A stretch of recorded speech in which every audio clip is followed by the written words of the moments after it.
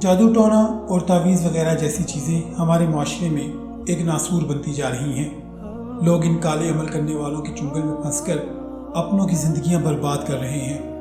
ہمارے گھر میں کبھی کسی نے تعویذ وغیرہ کا تصور بھی نہیں کیا تھا اور نہ ہی ہم ایسی چیزوں پر یقین رکھتے تھے، مگر جو واقعات ہمارے خاندان کے ساتھ پیش آئے اور جس طرح دیکھتے ہی دیکھتے ہمارا گھر جنت کے نمونے سے دکھوں کا مرکز بنا، اس نے ہمیں بہت کچھ سوچنے پر مجبور کر دیا ہے۔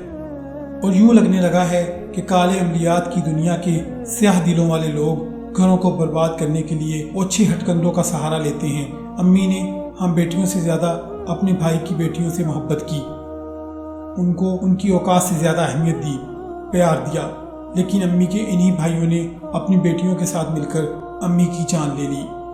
کہانی تو بہت لمبی اور رلا دینے والی ہے، لیکن میں ذرا مختصر سی بیان کروں گی تاکہ میرے ساتھ آپ لوگ بھی میری اس کہانی کو پڑھ کر روئیں مت۔ میرے والدین نے بھائیوں کی شادیاں کر دی کیونکہ ہم بہنیں اپنے بھائیوں سے بہت چھوٹی تھیں۔ ہم بہنوں نے اور امی ابو نے بھابھیوں کو بہت عزت دی، حتیٰ کہ عیش و عشرت اور ہر چھوٹی سے چھوٹی خواہش بھی پوری ہوتی۔ ان کی ہر غلط حرکت پر پردہ ڈالا جاتا، ہر غلطی اور غلط بات کو معاف کیا جاتا۔ امی ابو ان کے سامنے ہمیں ڈانٹ ٹپٹ کر دیتے اور کبھی کبھار زیادہ غصہ کر جاتے کہ بھابھیاں ہیں، بات مانا کرو، جو کام کہیں کیا کرو۔ ہم بہنوں نے صاف دل و دماغ سے ان کا ہر کام کرنا۔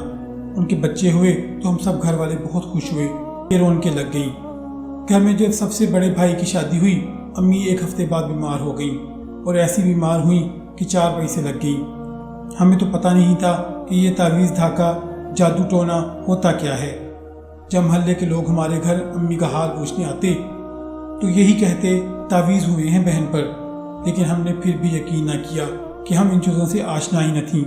امی کو 5 سال تک سردی، گرمی، بارش، دھوپ ہم یوں ہی ڈاکٹرز کے پاس لے کر جاتے رہے اور امی کا علاج کرواتے رہے۔ ہم نے دن رات ایک کر کے امی کا علاج کروایا۔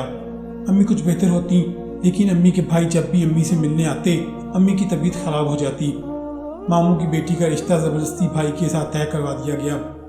ماموں نے امی کو ایسا کچھ کیا، امی جو تھوڑا بہت چلنے پھرنے کے قابل ہوئی تھی پھر 4 پے کی ہو کر رہ گئی۔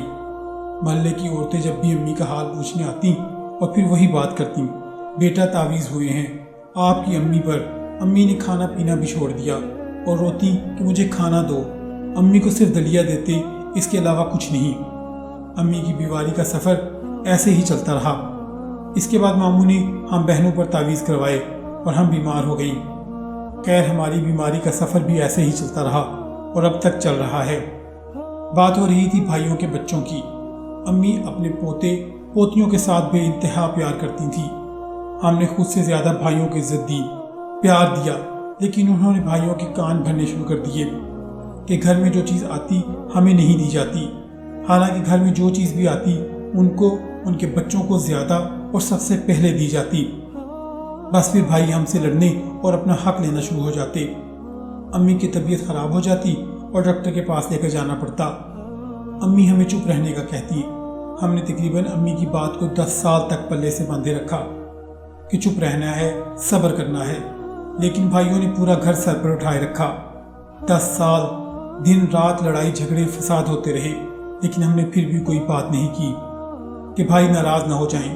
پھر کچھ عرصہ کے بعد ہمارے ابو پر بڑا بھاری عمل کروایا گیا۔ ابو پر تعویذ کروائے گئے، لیکن اللہ نے ان کو زندگی دینی تھی اور ابو بچ گئے۔ تاہم ایسے ہی تعویذ چاچو اور چاچی پر بھی کروائے گئے۔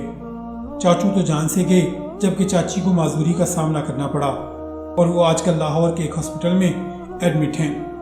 پھر 3 سال کے بعد امی کو مارنے کی پلاننگ کی گئی، حالانکہ امی ابو نے کبھی کسی کا برا نہیں چاہا، کبھی کسی کو تکلیف نہیں دی۔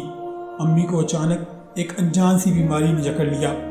وہ ہر لمحہ تڑپتی رہتی، کوئی تکلیف انہیں اندر ہی اندر مار رہی تھی، اور وہ ایک روز ہم سب کو چھوڑ کر خالق حقیقی سے جا ملی۔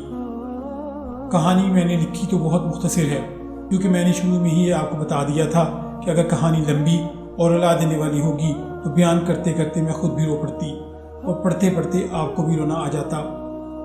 اس لیے میں نے سوچا کہ کہانی ذرا مختصر ہی رکھی جائے۔